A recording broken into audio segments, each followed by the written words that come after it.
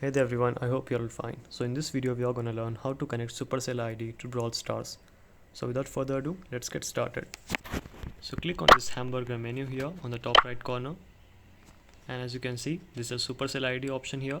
You can also just go to settings and also click it from here. So once you click on it, you can just skip it if you want, or you can read it.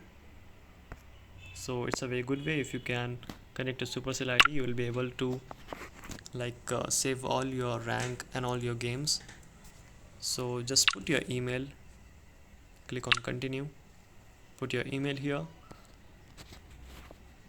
and just click on login, and it will send you a code. Just simply put it, and that way you will be able to connect your Supercell ID to Brawl Stars. So that's it for today guys. Hope you found the video helpful. See you soon. Have a good day.